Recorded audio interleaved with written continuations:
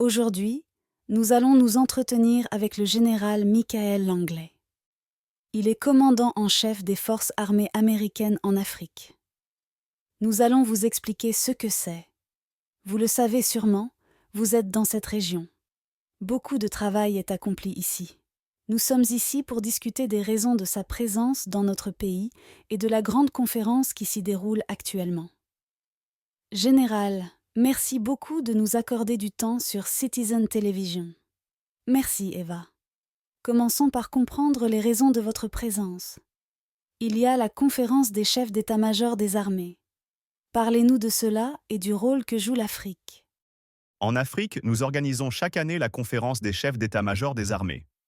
Vous savez, la première fois que j'ai pris un homme en 2022, nous avons eu une conférence à Rome et je me suis dit, vous savez quoi? C'est très bien. Tout le monde veut aller à Rome.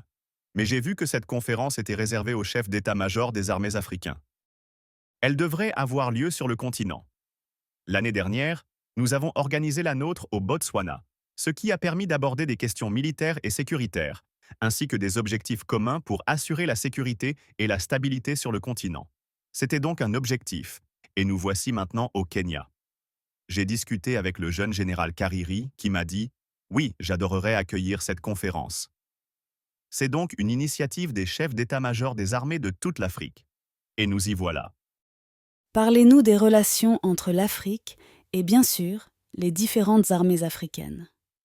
Nous reviendrons au Kenya dans un instant, mais parlez-nous de l'organisation et du soutien apporté. Comment catégoriseriez-vous cela? Oh, pourquoi il s'agit d'un engagement vaste et étendu avec les armées à travers le continent, dans les régions allant de l'Afrique du Nord à l'Afrique australe, à l'Est et à l'Ouest. Nous approfondissons nos partenariats avec divers pays et leurs armées pour progresser vers ce que nous voyons en premier, la sécurité étant primordiale, pour une bonne gouvernance par exemple, institutionnaliser l'armée est la première étape pour pouvoir assurer la stabilité et aussi la prospérité des pays. C'est là que nous nous engageons avec divers pays d'Afrique de l'Ouest et d'Afrique de l'Est, ainsi qu'à travers le Maghreb également, puis en Afrique australe. Nous construisons ces relations depuis des années, depuis 2007-2008, en engageant davantage de pays africains qui partagent des objectifs et des valeurs communs dans notre approche des menaces, mais aussi pour explorer les opportunités. Avec le Kenya, Ok. Quel est l'objectif commun, avec le Kenya? Nous savons que nous avons récemment obtenu le statut d'allié majeur non membre de l'OTAN. Comment voyez-vous cela d'un point de vue militaire et sécuritaire? les KDF, les forces de défense kenyanes, ont la réputation, en Afrique de l'Est, d'être un leader et un exportateur de sécurité. C'est un pays d'ancrage. Les KDF ont été capables, que ce soit lors de la mission en Somalie, il y a quelques années, puis des forces Atmos récemment. Et maintenant, ce qui est formidable, à chacune de ces missions, le Kenya était présent. J'ai rencontré le président Hassan Sheikh Mohammed à de nombreuses reprises, et il ne tarit pas d'éloges sur les frères et sœurs d'armes à sa frontière, au Kenya, sur leur leadership, et sur le fait que son armée nationale somalienne dépend d'eux pour être les leaders de l'institutionnalisation et de la professionnalisation des forces. Le Kenya y parvient très bien. Qu'en pensez-vous? Puisque nous parlons de la Somalie, parlons-en un instant. Atmos a été le facteur de retrait de cette situation. Comment évalueriez-vous la capacité de l'armée et des forces armées sur place à assurer la sécurité? Comme vous le dites, c'est une situation commune au Kenya et à la Somalie. Les fluctuations sont importantes, notamment lors des transitions majeures. Je sais qu'il y a eu, la première année, un certain nombre de problèmes politiques. Je n'aborde pas vraiment les questions qui pourraient affecter la sécurité globale et la capacité de l'armée nationale somalienne à fonctionner, car il y a des inconnus. Que ce soit entre la Somalie, les États membres fédéraux, le gouvernement national somalien et d'autres pays, il y a eu des points à régler qui ont eu un impact sur les opérations. Je pense qu'ils sont en train de surmonter cette difficulté, mais l'élément le plus urgent qui a pesé sur la poursuite des opérations était la transition d'Atmos à Awesome au début de l'année. À tout moment, il y a du changement. Les adversaires ont la capacité d'exploiter cette faille ou de sursauter pour accélérer leurs opérations et tenter de prendre pied et de combattre l'armée nationale, plus petite. C'est ce que nous constatons actuellement.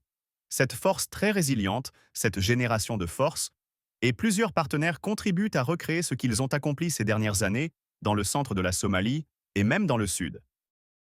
Pourquoi pensez-vous que la menace reste si persistante des décennies plus tard?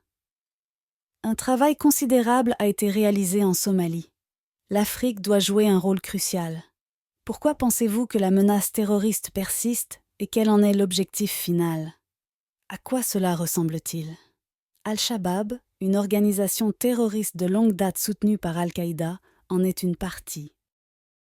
Al-Shabaab, une organisation terroriste de longue date soutenue par Al-Qaïda, en est une partie.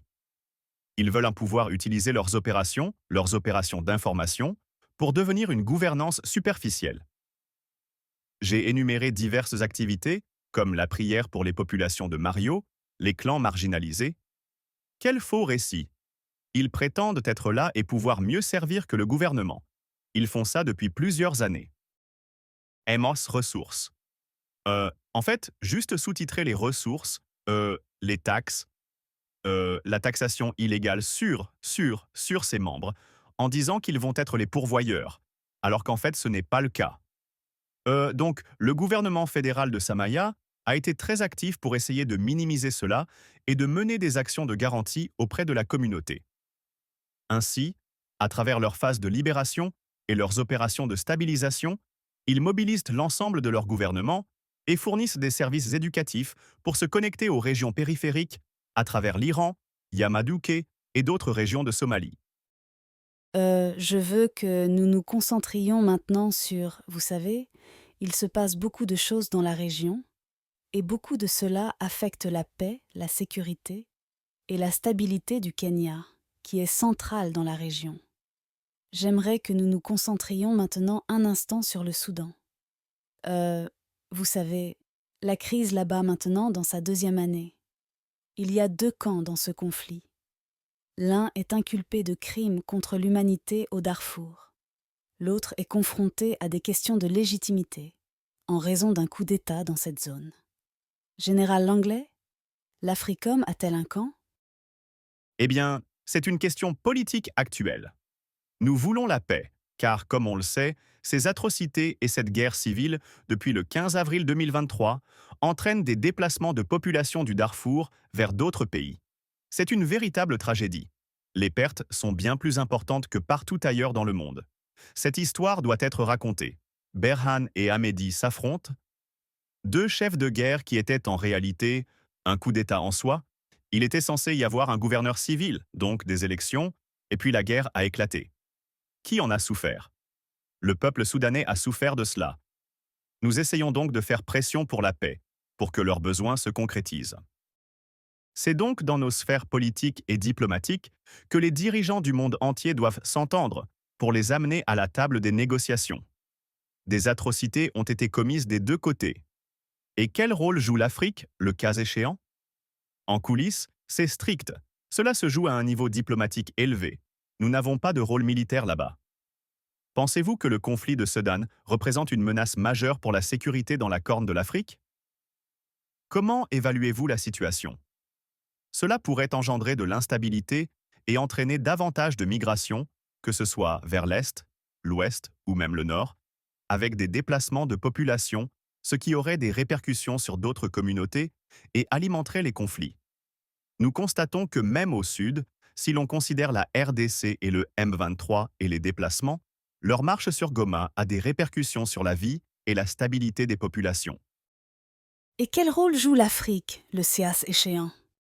En coulisses, c'est strict. Cela se joue à un niveau diplomatique élevé. Nous n'avons pas de rôle militaire là-bas. Pensez-vous que le conflit de Soudan représente une menace majeure pour la sécurité dans la Corne de l'Afrique? Comment évaluez-vous la situation? Cela pourrait engendrer de l'instabilité et entraîner davantage de migration, que ce soit vers l'Est, l'Ouest ou même le Nord, avec des déplacements de population, ce qui aurait des répercussions sur d'autres communautés et alimenterait les conflits. Nous constatons que, même au Sud, si l'on considère la RDC et le M23 et les déplacements, leur marche sur Goma a des répercussions sur la vie et la stabilité des populations. Pensez-vous que le conflit de Soudan représente une menace majeure pour la sécurité dans la Corne de l'Afrique? Comment évaluez-vous la situation? Cela pourrait engendrer de l'instabilité et entraîner davantage de migration, que ce soit vers l'Est, l'Ouest ou même le Nord, avec des déplacements de population, ce qui aurait des répercussions sur d'autres communautés et alimenterait les conflits. Nous constatons que même au Sud, si l'on considère la RDC et le M23 et les déplacements, leur marche sur Goma a des répercussions sur la vie et la stabilité des populations. Lorsque les populations se déplacent, cela perturbe leur situation géographique, faute de moyens pour les organiser. Nous examinons donc ces effets de réverbération, ces effets en cascade, si vous voulez. Cela se produit et menace de se produire dans toute la région. Par exemple, des populations qui quittent le Tchad pour une raison précise sont perturbées. Elles peuvent ne pas disposer des services nécessaires pour les accueillir. Vous dites donc que vous n'êtes pas présent sur le terrain, mais l'Afrique surveille-t-elle les flux d'armes, les influences extérieures dans ce conflit, y compris le dernier cas signalé d'utilisation d'armes chimiques par les RSF? Vous savez que les États-Unis envisagent des sanctions. Donc, oui, cela relève des plus hauts niveaux, de ces politiques, de ces décisions ou de la Maison-Blanche, mais en Afrique, nous devons être en mesure de fournir des indications et des avertissements à ce sujet. Êtes-vous inquiet? Répétez, constatez-vous des inquiétudes? Vous dites donc que vous n'êtes pas présent sur le terrain, mais l'Africom surveille-t-elle les flux d'armes, les influences extérieures dans ce conflit, y compris le dernier CA signalé d'utilisation d'armes chimiques par les RSF? Vous savez que les États-Unis envisagent des sanctions. Donc, oui, cela relève des plus hauts niveaux, de ces politiques, de ces décisions ou de la Maison-Blanche, mais en Africom, nous devons être en mesure de fournir des indications et des avertissements à ce sujet. Êtes-vous inquiet? Constatez-vous des inquiétudes? C'est public maintenant que nous enquêtons sur l'utilisation de ces produits chimiques. Donc c'est là que notre gouvernement américain, prend en charge le nombre de communautés à travers la direction de l'ONU, ils examinent ces choses et ils prennent des mesures étendues pour pouvoir enquêter. Ok, je veux que nous parlions un peu plus largement maintenant, parce que, vous savez, nous nous concentrons sur la crise au Soudan, la guerre contre le terrorisme, vous savez, de l'autre côté de la frontière en Somalie. Mais, voyez-vous, vous savez, une menace au-delà de la référence au terrorisme? Quelle est, selon vous, la plus grande menace dans la région en ce moment, au-delà de la référence commune, par exemple, au terrorisme? Eh bien, je dirais simplement qu'il y a un certain nombre de menaces à plusieurs niveaux que je vois à travers cet enfer qui émane vers le bas, et pourrait même remonter et revenir dans le Maghreb. Lorsque les conditions sont réunies, cela pourrait exacerber l'instabilité au sein de la population. C'est pourquoi nous avons dit que lorsque nous chercherons une solution, nous pourrons à nouveau aborder cette question lors de cette conférence sur les enfants. Quelle est la solution durable au terrorisme? Nous avons tiré de nombreuses leçons de ce qui est ressorti de l'avant-garde au Moyen-Orient, en Syrie et en Irak, et cela s'est propagé vers le bas. Je pense qu'il est important de publier ces statistiques. En 2007, le pourcentage mondial de terrorisme sur le continent africain était de 2% en 2024, soit environ 43%. Cette idéologie a migré vers le bas chez certains combattants. Ils sont passés par le Maghreb, un certain nombre de choses, le ressort aérien lors de la chute de la Libye, mais ce discours a également été diffusé au Sahel. Nous constatons donc que ce djihad, et cet extrémisme islamique, trouvent un écho auprès de certaines populations marginalisées, partout dans le monde. Il s'est installé et est devenu très toxique, jusqu'à l'atrocité, tandis que ces gangs armés ont instauré un califat, une volonté de califat, ce qui a véritablement attisé le terrorisme. Comment ces pays réagissent-ils? Plusieurs solutions existent. Aucun ne propose de modèle de cohabitation. Il ne s'agit pas seulement de cinétique. Il ne s'agit pas seulement de mener des opérations offensives pour neutraliser les extrémistes. Il s'agit d'une approche pangouvernementale de la part de ces pays africains, qui met en place des systèmes éducatifs, inculque la véritable religion à ces populations et fournit des services. Ces militaires, qu'ils soient d'âge mûr ou non, sont endoctrinés dans des activités terroristes. S'agit-il d'un changement d'approche? Je pense qu'en Afrique, nous avons entendu parler d'une évolution vers, peut-être, une approche pangouvernementale dont vous parlez, vers ce que j'ai entendu dire, le partage des charges. Y a-t-il un changement? Oui, on passe au partage des charges. Nous avons adopté une approche pangouvernementale. Ensuite, nous savons que les administrations ont changé et qu'elles ont décidé d'examiner ce que nous avons fait, de sélectionner ce qui a fonctionné et de se concentrer sur la transparence avec les partenaires qui ont renforcé leurs capacités, réparti et partagé les charges. De nombreux partenaires ont cette capacité, avec d'autres alliés, et peuvent encore, collectivement, construire ce modèle. Il existe de nombreux exemples en Afrique de l'Ouest qui sont en train de le reconstruire. Mais le modèle est efficace lorsqu'on prend en compte toute une communauté touchée par le terrorisme. Il s'agit donc pour eux de s'en charger. À quoi cela ressemble-t-il plus précisément? Car nous verrons bien. Oui. Quel est le plan de déploiement?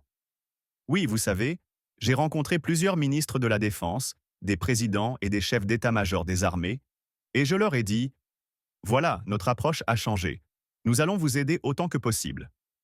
Nos priorités sont différentes, mais nous sommes toujours là pour vous.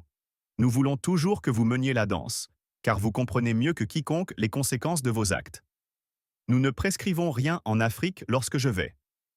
J'appelle cela la campagne d'apprentissage, et les gens se sont dit « Oui, il mène une campagne d'apprentissage dès sa première année en Afrique. » Non, j'ai mené une campagne d'apprentissage tout au long de ma mission. Lorsque je rencontre des modérateurs, des chefs d'état-major des armées ou des présidents, j'apprends d'eux. J'ai appris d'eux. Ils me disent quelle est leur approche du terrorisme et je comprends. Ils me disent comment l'Afrique peut aider. Bon, il s'agit peut-être de pays qui acquièrent leur propre autonomie. Général, parlons de pays qui acquièrent leur propre autonomie.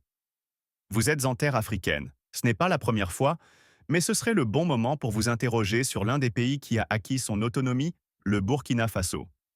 Vos récentes déclarations au Sénat semblent suggérer qu'il détourne ses ressources. Choury détourne ses 4 milliards de réserves d'or pour soutenir son régime militaire plutôt que pour le bien public.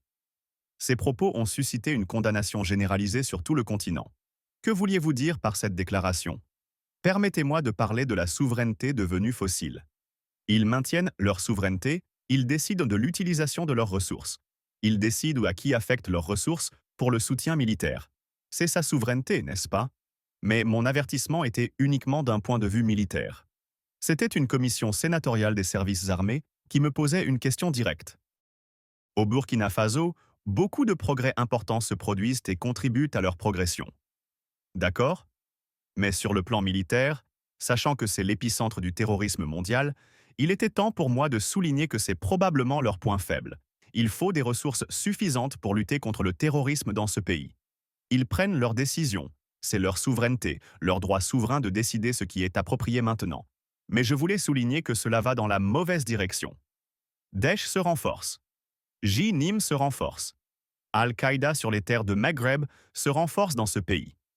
Et on pourrait croire que ce renforcement se poursuit depuis l'arrivée au pouvoir du... Il suffit de regarder le nombre d'attaques pour comprendre que c'est le cas depuis 2022.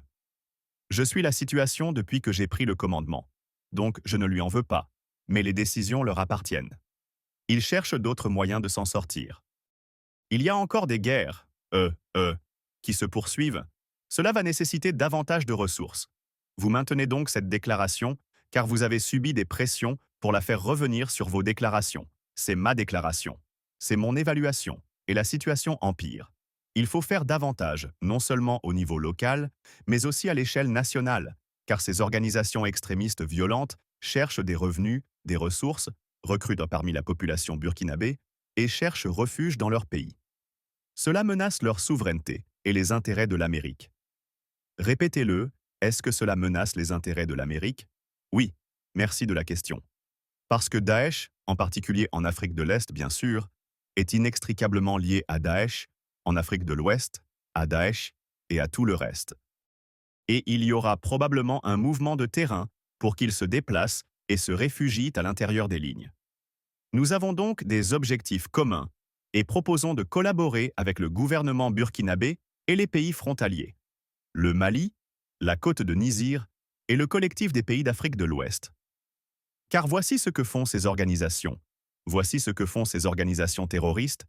Elles cherchent refuge aux confins ou aux frontières de ces pays. À moins qu'elles ne prospèrent et ne se développent, à moins qu'elles ne recrutent et n'obtiennent des ressources pour poursuivre leurs activités illicites et féroces contre les populations de ces pays. Et que seraient prêts à faire les États-Unis et peut-être les Africains? Envisageriez-vous une éviction comme celle de Kadhafi et de la Libye? Car de nombreux Africains ne s'en sont pas encore remis. Si la menace est plus grave, comme vous le dites au Burkina Faso, que sont prêts à faire les Africains? Nous émettons des avertissements et des alertes. Nous menons diverses activités. Je vais maintenant aborder la question de la facturation des capacités institutionnelles. Il ne s'agira pas de troupes américaines sur le terrain. Il s'agit d'échanges d'idées et d'exercices d'entraînement très limités qui, au fil du temps, renforcent les capacités institutionnelles de ces armées, de leur Afrique. Nous travaillons à un partage et à un transfert de la charge pour leurs opérations indépendantes. C'est notre objectif. Nous partageons des objectifs communs, car ces mêmes groupes terroristes peuvent menacer notre territoire. Nous travaillons donc de concert. J'étais un lion d'Afrique au Maroc. Plusieurs pays collaborent-ils pour être invités ici aujourd'hui, à cette conférence? Oui, ils ont été invités à la conférence Lions d'Afrique au Maroc. Comme je l'ai dit, nous avançons. D'accord? Nous avançons parce que nous partageons cet objectif, vaincre le terrorisme. D'accord? En parlant de cela, parce que la réaction aux déclarations que vous avez faites sur le Burkina Faso a été que plusieurs dirigeants africains ont eu le sentiment que vous parliez de questions de souveraineté que l'Amérique ne devrait pas aborder.